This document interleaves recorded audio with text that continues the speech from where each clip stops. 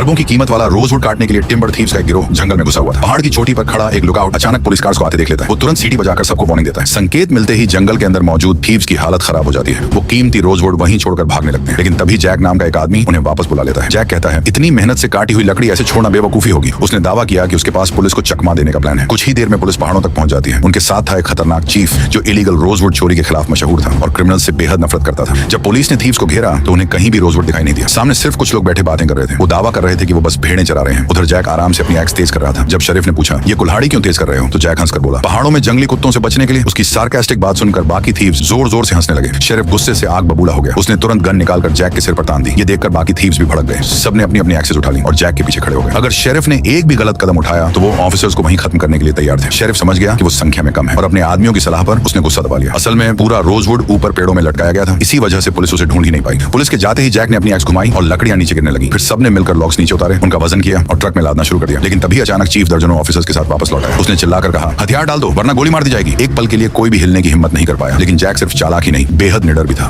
उसने जमीन से पत्थर उठाया और सीधे शेरिफ की तरफ फेंक दिया। पत्थर लगभग उसके सिर पर लगने वाला था। जैक को देखकर बाकी थीव्स भी हिम्मत पकड़ लेते हैं। सब मिलकर ऑफिसर्स पर पत्थरों की बारिश शुरू कर देते हैं। हालात इतने बिगड़ जाते हैं कि चीफ को वार्निंग शॉट चलानी पड़ती है। ये देखते ही थीव्स भागने लगते हैं। उन्हें पता था कि बिना हथियार के वो ज्यादा देर नहीं टिक सकते, लेकिन भागते भागते भी जैक नहीं रुका। उसने आखिरी लॉक ट्रक पर लादा, रस्सियां कसी, इंजन स्टार्ट किया और कई टन रोजवुड लेकर वहां से फरार हो गया।